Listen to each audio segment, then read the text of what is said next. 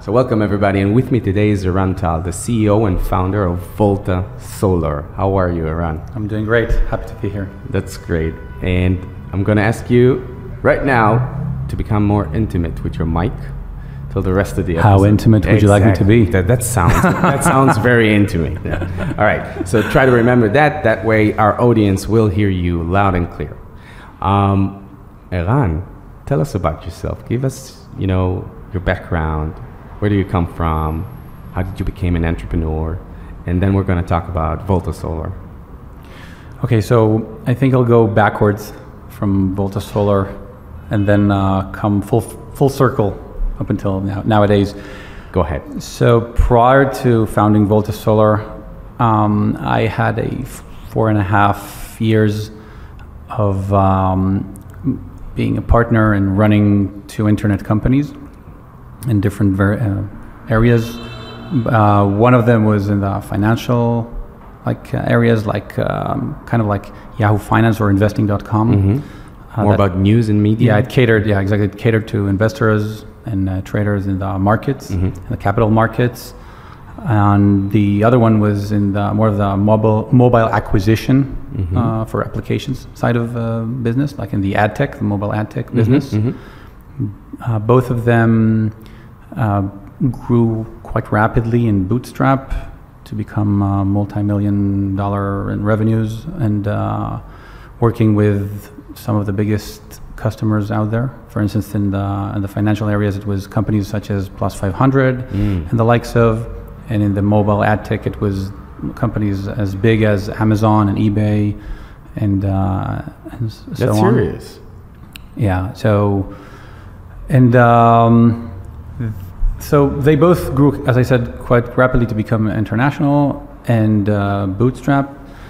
And towards the end of 2017, the beginning of the end of 2016, the beginning of 2017, we've sold one of them called ClicksMob to Excel Media, which is a publicly traded company in the London Stock Exchange, in the AIM, actually. The UK company. Yeah, it's a UK company. It's most of its operations is from Israel, actually, but they're traded in the AIM, and so they are a much bigger internet company. So we sold the company to them, and we merged to become their mobile arm. They wanted me to stick around to lead the corporate development side of the business, like with a big check for doing acquisitions all around the world. But after a couple of super intense months, towards the end of this deal, I was thinking about what would I like to do, afterwards. And to me, it struck as something that was very clear that I needed to do something around, impact. And that's where How did you get there to that conclusion that you want to, put your hands on impact and create something, with a larger impact? It's a good question, because the journey in the high-tech world and in the internet activities in general was, super fast-paced. But I felt it was predominantly around money, making money. That's the driver, the main driver. Yeah. Yeah, that's at least what I felt. It's super exciting and it's interesting. It's very international and diversified and so on. It's there's nothing bad about that. It's just, to me, it felt like money wasn't enough, right? It felt like if I'm spending the majority of my time in work, and this is what we all do, I guess, the output of being money is not interesting and exciting enough. I felt like I needed to spend my time in building things and creating real value and hopefully doing something for the good. So it wasn't enough anymore, and you wanted something with broader impact and something larger than that, it's meaningful. Yeah, so I felt like I had a passion for building things, and I guess that the sheer digital space to me didn't feel like, I don't know, actual enough or physical enough. Still in the screen at the end of the day. Yeah, so I felt like, moving bits and bytes from, here to there, and along the way, making a cut in terms of money was exciting, was interesting, but I think I have a drive towards building physical things. That's one. And the other thing is that I really thought that I could potentially create more value than that, and hopefully for the good. And anyway, so that's something that became very clear to me when I was starting to think about my next chapter, while working super intensely on the deal, while running the two companies in parallel. And so after we've finalized the deal and we've had a successful merger, the guys there wanted me to stick around. Actually, it wasn't the guys is the general meaning. It was the CEO. And it was a she CEO, very successful one. She wanted me to stick around and assist her with corp dev. And I, with that in mind, I kind of politely refused to an offer that maybe my wife would have loved me to take. And I sold my part in the other company, and I just went all in to start Volta Solar. That was mid-17 when I started. So just to recap on the other chapters before we come back to Volta Solar. So prior to the high-tech chapter, I had a chapter of about 7 years where I founded, managed, and sold a couple of companies in very different areas, in the food and beverage, nightlife areas. So you're an entrepreneur at heart. Yeah, you could say so. Yeah. And I guess I wanted my parents to not be too afraid of my future. So in the background, I studied engineering. I studied industrial engineering and management in the Technion. But I guess I did it mostly for my parents, to be proud, or as a kind of I don't know, safety net. Or to be failure safe, if you could say so. But yeah, my passion was around building things, starting new businesses, and creating things that could value people. And so I started in the kind of entertainment world, if you'd say, like food and beverage, nightlife, and so on. And then moved on to international high tech. And if I come now full circle, then to Volta. Yeah. So I had quite a diversified journey up until then. Very diversified, and thanks for sharing. To really hear when you speak that it's in your blood. Yeah, this is something that really drives you. Now we're getting into Volta. So tell us in a nutshell, what is Volta Solar? What do you actually do there? Yeah. So Volta Solar is a solar energy company, and we specialize in engineering, designing, developing, installing, and then maintaining solar systems in a distributed manner, meaning on rooftops of buildings, predominantly, ranging from residential rooftops, like detached houses, all the way to commercial, industrial, municipal buildings, and also creating rooftops or shades on things that are not built yet, like for instance a sports court or carports, where you can create more shadings, cover from the rain, make things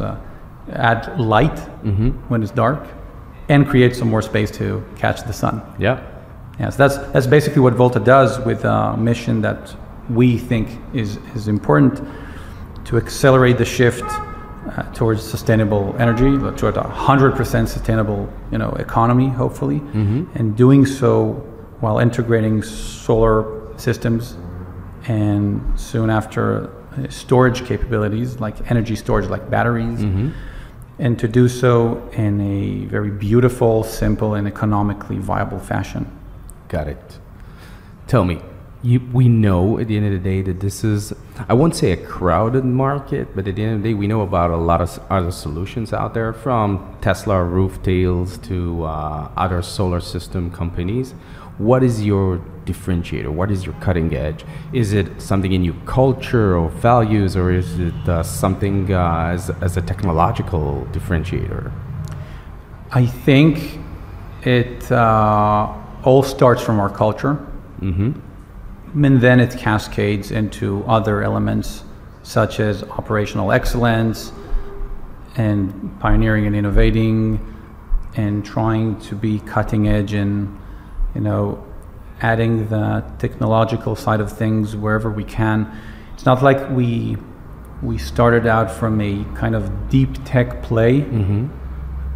But quite the other way around. We thought that the existing technology of solar panels mm-hmm. and inverters was, well, at least good enough for much higher penetration rate of solar systems than it is.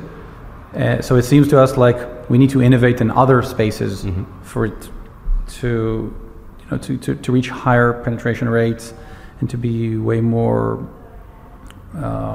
adopted and so we thought that if we would make the whole journey of a customer way simpler, if we'd break those myths around the solar system being ugly or too expensive, or the whole journey or of process, installation and process. Exactly, yeah. Super cumbersome, super annoying, mm-hmm. super bureaucratic, and so on and so forth. If we break all of those myths, and actually they weren't only myth. Mm-hmm. Yeah. Basically, I think that it was kind of, they usually say reality becomes legend becomes a myth. So so it's based on reality. Yeah, exactly. So I think that fast forward, if I'll jump to these mm-hmm, days, mm-hmm. I think we've been able to pull the market towards making systems more beautiful, being more customer centric in the process, making the process way more simple. And we added a lot of innovation to that. Innovation comes in all sizes and shapes. Mm-hmm. So we started using drones, a couple of years ago to map your roof and then generate a super sleek 3D simulation for mm-hmm. how your house would look like with a beautiful solar rooftop on it. I love that approach. I love it. Not the drones specifically, the drones too, yeah? But it's the way to use it. But the approach of, becoming innovative. A lot of people talked about Steve Jobs that way. He didn't really innovate something, he just wrapped it up the other way and looked at how it can make it more accessible and enable more people to listen to music or, coming from that way is very creative. We usually hear in the ecosystem in Israel, everybody comes from a deep tech kind of background and I love hearing that, really.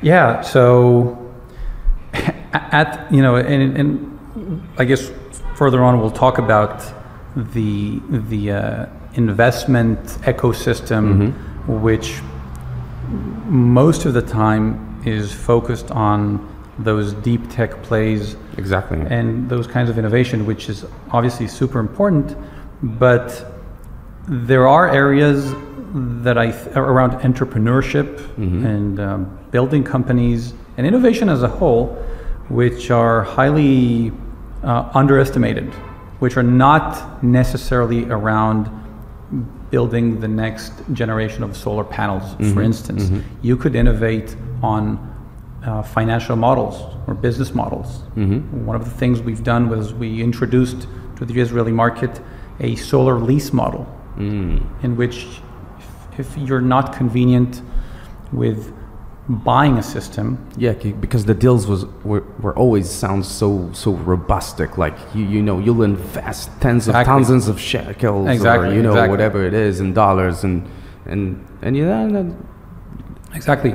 So if you're a residential house owner, or you're a commercial building owner, or you are a municipality, mm-hmm. and you don't have the resources, for instance, to buy a system, we could lease you one, meaning we will pay you like rent for your rooftop. We will we will appreciate the risk of purchasing, licensing, engineering, building installing, maintaining it, and so on and so forth.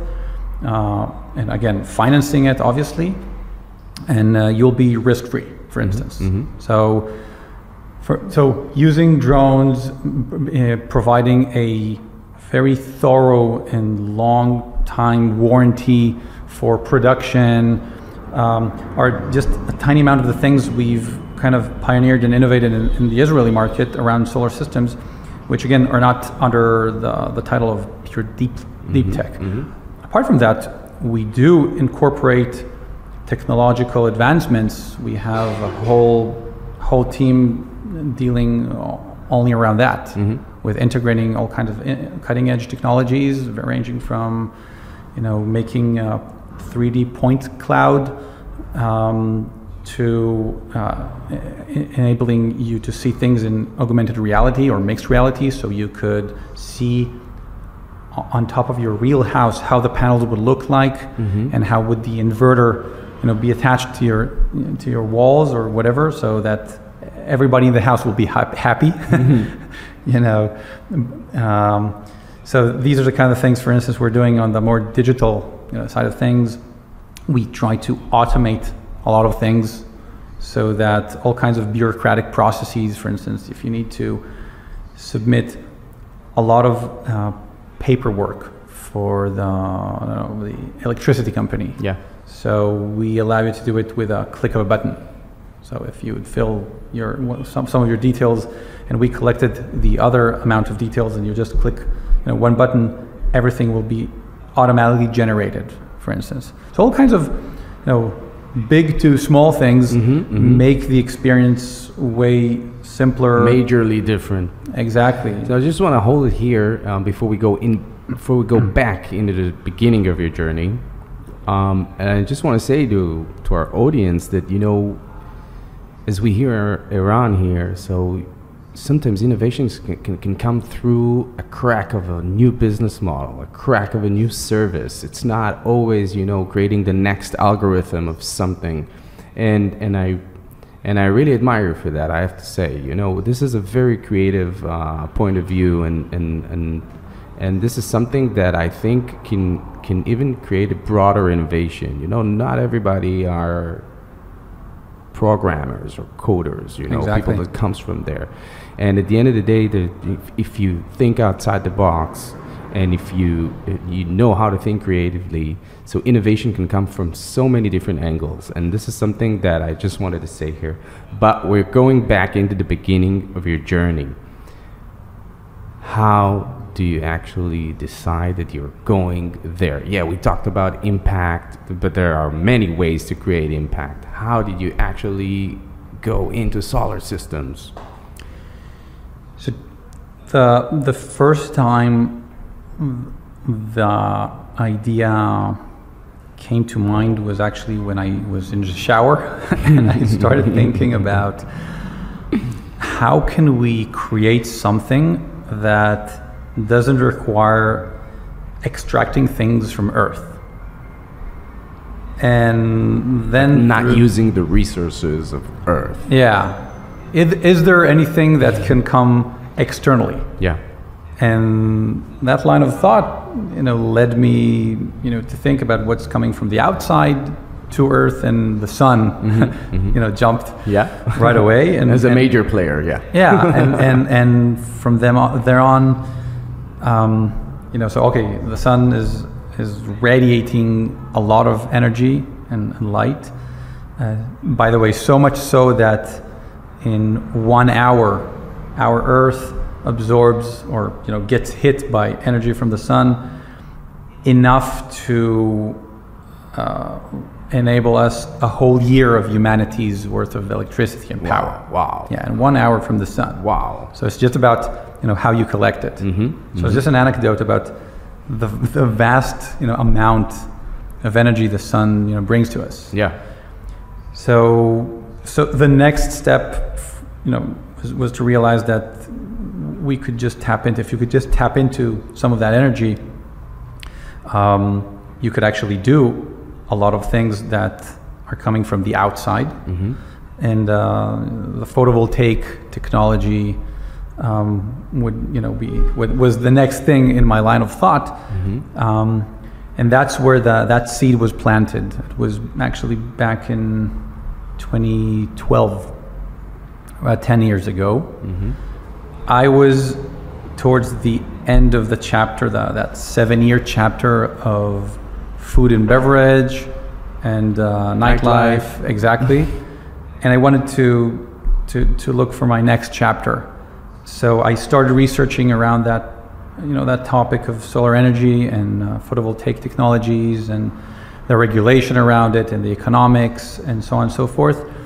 But what I realized is that while humanity have done a lot of progress in terms of the efficiency of panels and the economics around it, it was still quite premature, because you still, as a country, needed to subsidize it heavily if you wanted to make energy from solar panels. Mm-hmm. Mm-hmm.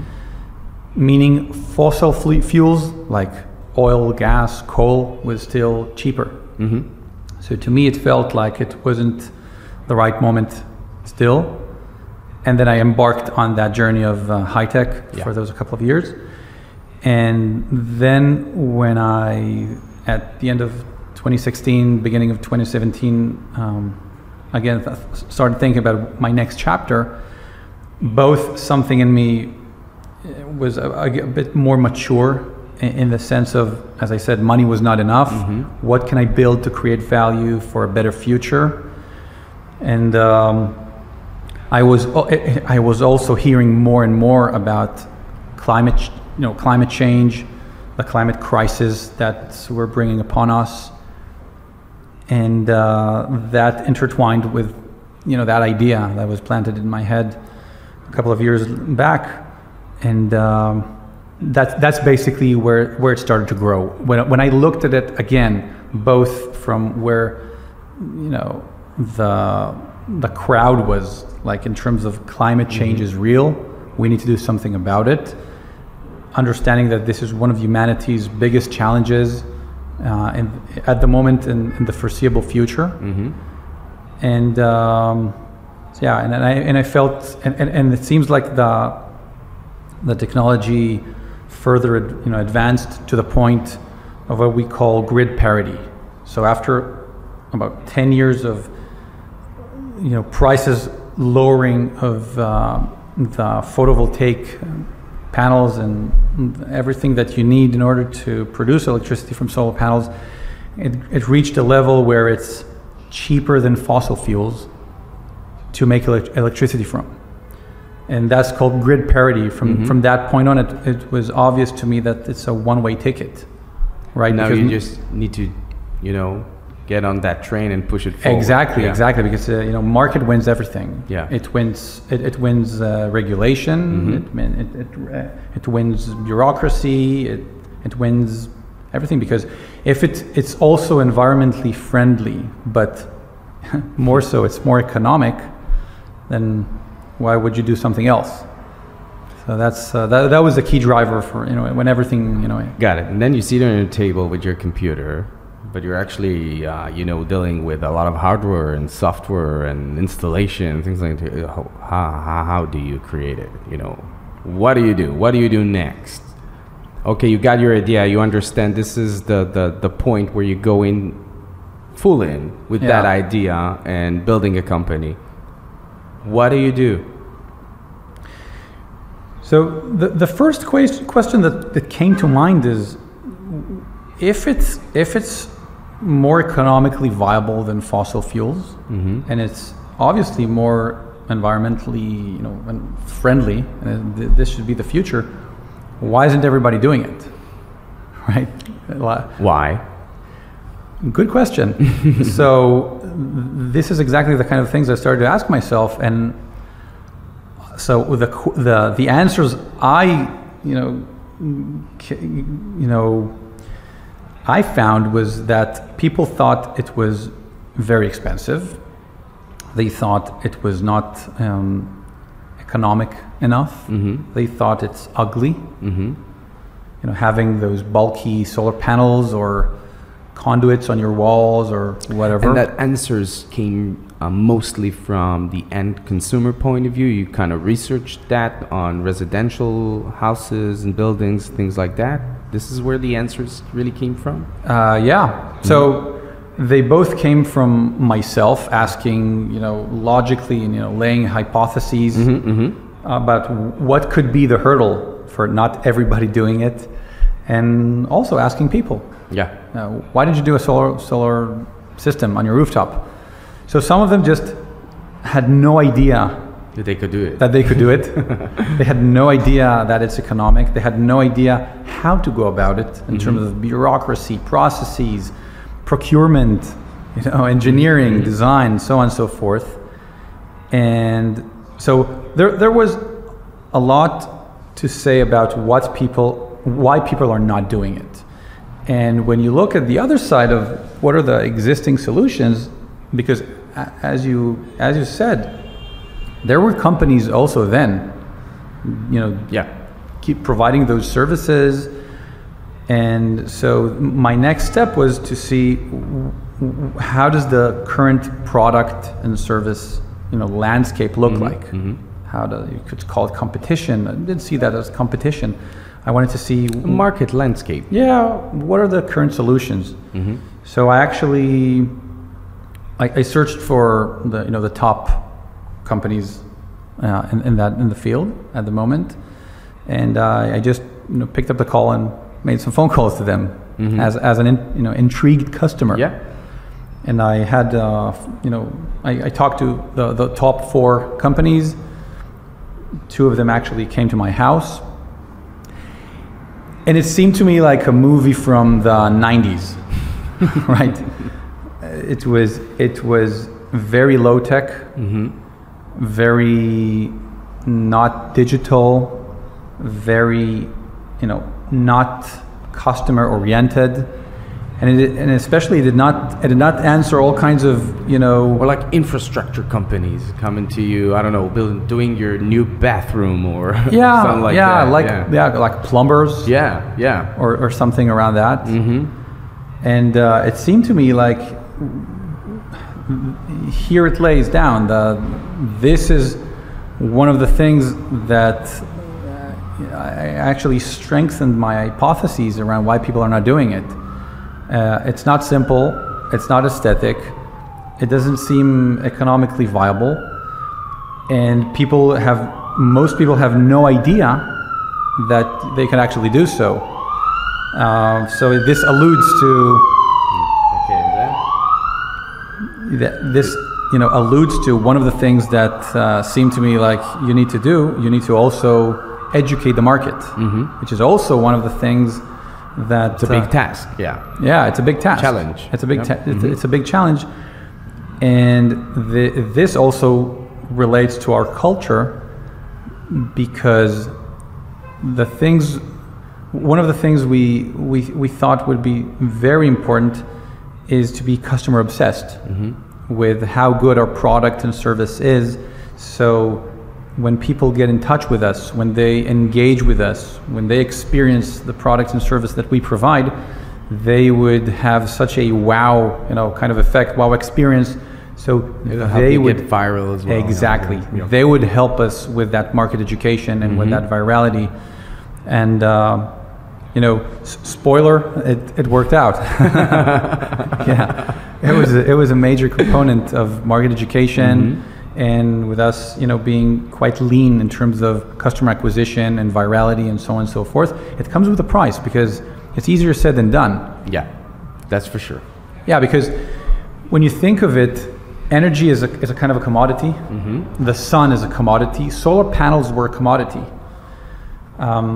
What you want to do in a kind of a commoditized landscape is you want to make the best product, the best service, the best customer experience, and to be, financially viable. Like you want to be in in a fair price that people would have no doubt about what to choose. Because if it's the better product, the better service, the better customer experience, and it's in a fair price, why would you do something else? I think I get it. When you created a whole agenda around, cracking the market and the market needs with that solution, and bringing, as you say, a full stack solution, bringing it, as a holistic solution to the end customers, and you try to do something, you don't worry about it. You just want it to become or built seamlessly. You're gonna feel great. It's not gonna, I don't know, make your house dirty or whatever it is. Exactly. But then, creating a company, you need funds. There's a lot of stakeholders in building a company. You cannot do it only by yourself. You're not going to install the entire panels by yourself and do it all by yourself. Try to get into that details in the story of how you created a company, like step by step. How, you cracked it, you understood it, you're going all the way.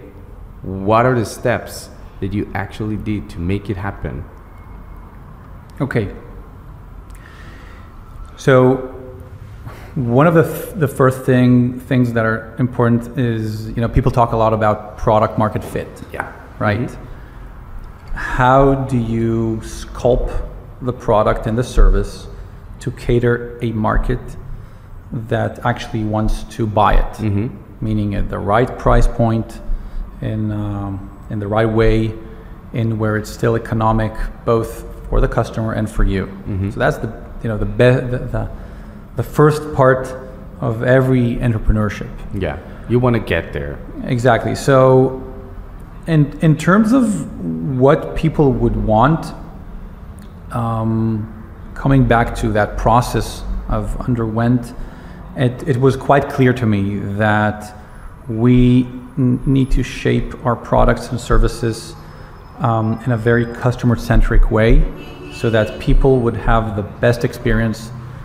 And again, that's why it's embedded in our mission statement. Mm-hmm, mm-hmm. Like to accelerate the shift towards sustainable energy with integrating solar systems and storage and so on and so forth, by doing it simple, beautiful, and economically viable. That was very, very important for us. So breaking that into pieces, like kind of a first principles framework, you say people are afraid of bureaucracy. We want to make sure they're doing nothing about it. Mm-hmm. Like you're just going to... We're taking care of it. We'll take care of everything, mm-hmm.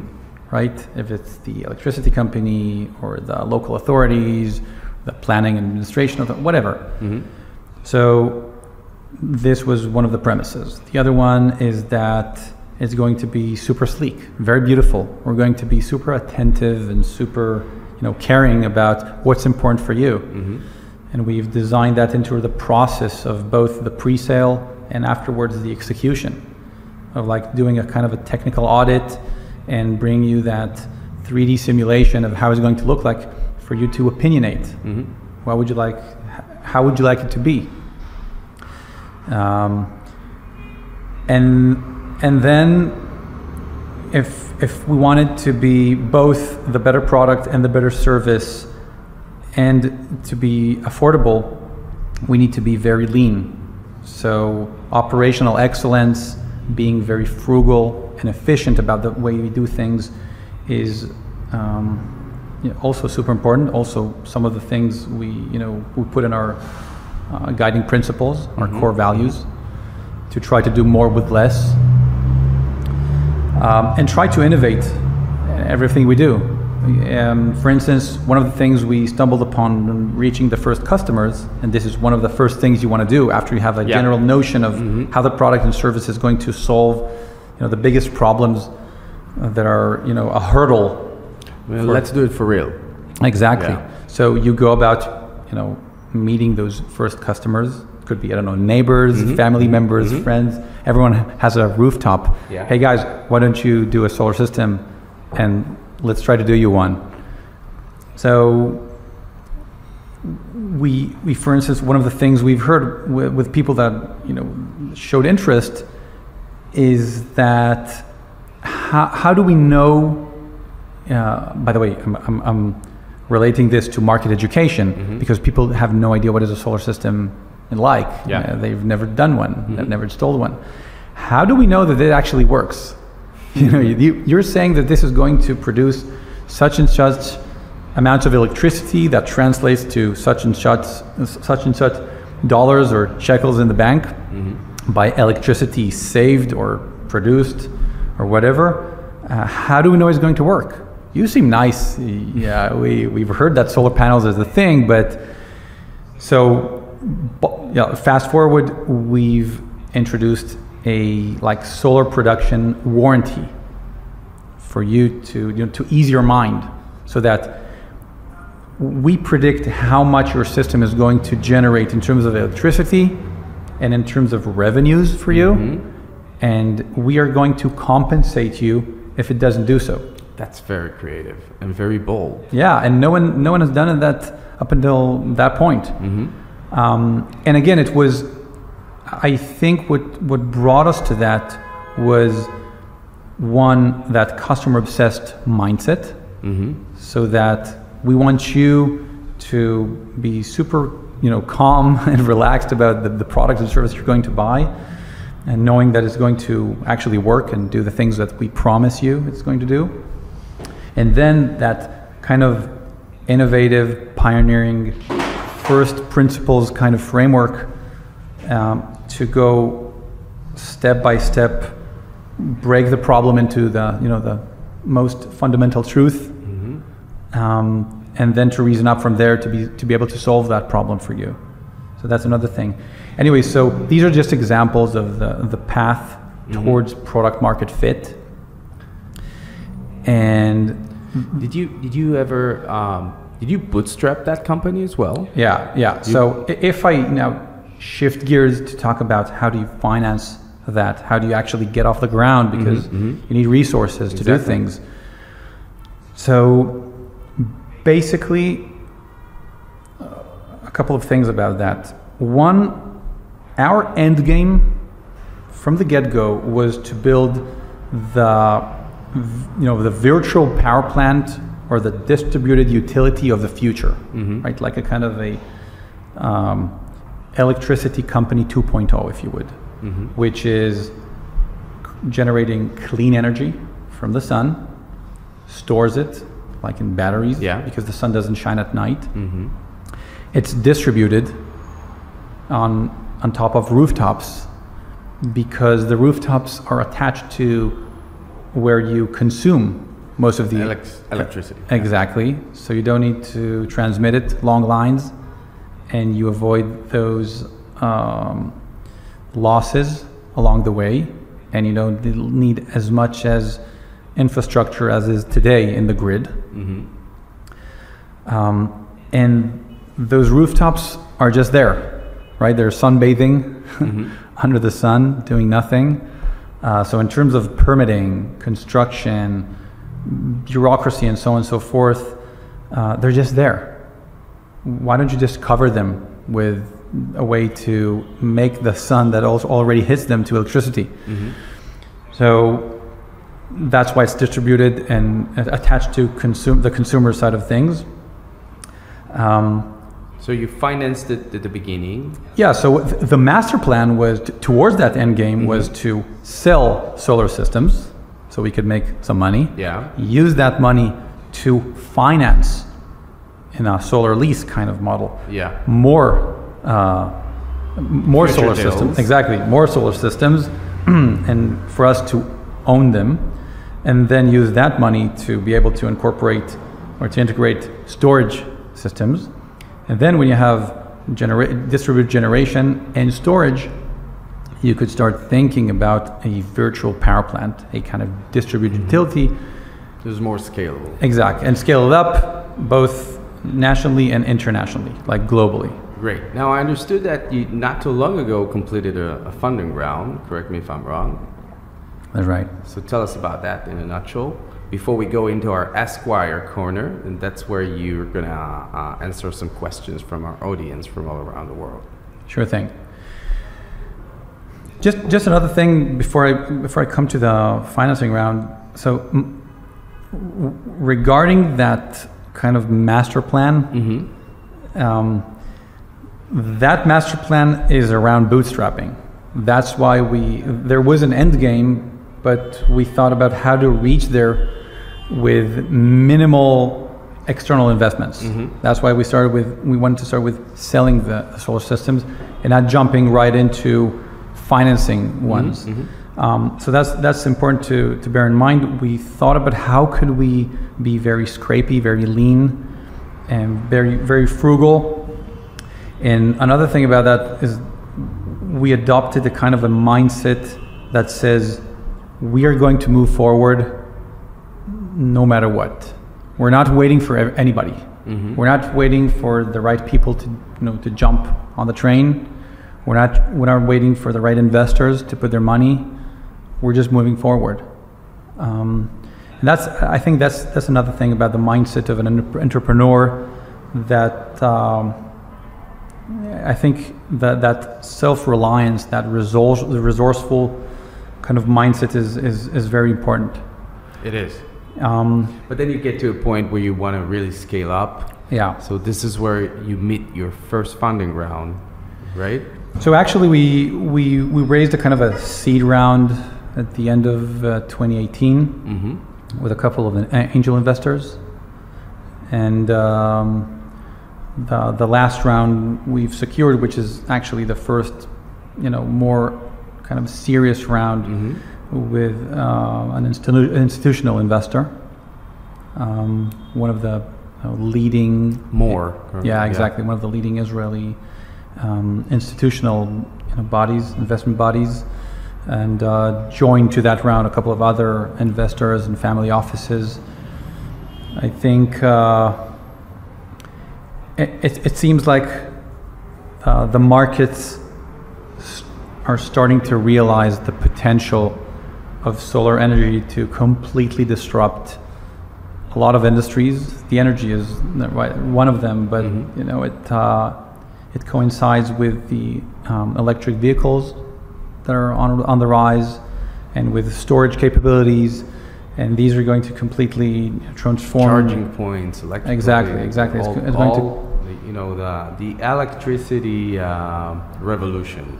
Yeah, and you see that also in terms of geopolitical issues like Russia and Ukraine. We cannot lay on oil and gas all the time. We need to find the renewable energy, and that way, as you said, it's a lot more ecological. It's really down to the point where it is really good for us, and it's a win-win. And I love what you do. All right, so we're getting there, and this is our Esquire.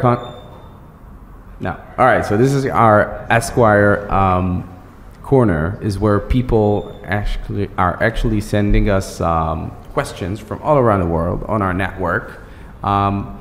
We actually tell them that you're coming a week before, and the questions, are coming in. So Steven Biller from Palm Springs, California, he says, how do you create trust with your customers? Wow, good question. So at this point, we've already grown to be a local brand, so that we have hundreds of testimonials with real customers and project portfolios. And exactly, of real customers that have underwent the journey with Volta. They both, they were bought on the idea to do it with Volta, to do a solar system and to do it with Volta. They've went through the journey of, getting that product and service, and then a mileage of having us at their service when everything came to mind for a customer to ask or to get assisted with. So we have very solid base of customers were very happy with the experience they had. But at the end of the day, it's a brand. Yeah. You get the testimonials, you get a lot of projects, you get a lot of satisfied customers, and this is what really create the positioning even. Before we sell the brand, and a lot of people say brand, they look at the logo, but we talk about more of a position, is where they actually, they capture you as a brand, as a reliable brand, as something that they can trust. Exactly, and another thing amongst many, but these are the top ones. Just a small thing, for instance.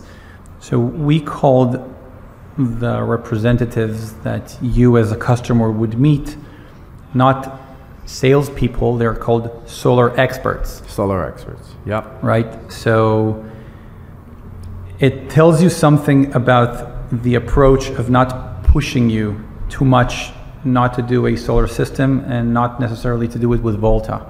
We talked about market education, right?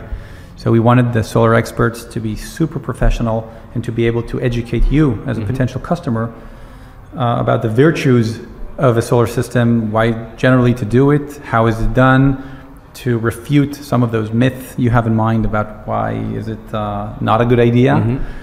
And we're trying to be super honest and authentic. That's always good. Yeah, so sometimes we tell people, no, you shouldn't have that big of a system, for instance, because those panels, for instance, would not produce as much as you would love to because they're shaded, for instance. Got it. Stephanie Rulik from Boston, Massachusetts, she kind of asked, and I'll try to reframe it, what was your major blind spot that you inherited or experienced or found out? Okay. I guess there are always a lot of blind spots, but scaling up is always super hard. Especially when you're building something. So Volta, in some sense, in its operational side of things, is a kind of a distributed plant or a distributed 3D printers for solar systems. We go every day to build dozens of systems, and not in one factory, for instance. And that kind of an operation is hard to scale up efficiently with that kind of culture that we're trying to inject and scale up. I guess that was, I would call it a blind spot because we were quite aware of how hard it's going to be, but it's harder than we thought and than it seemed to be. So I guess that would be like manufacturing or scaling up both operationally and culture-wise. Got it. So I want to thank you, Eran, for coming here today. And you guys check out Volta on the web. Hopefully you gained a lot of values, and we'll see you on the next episode. Thanks a lot, Eran. Thanks a lot for having me.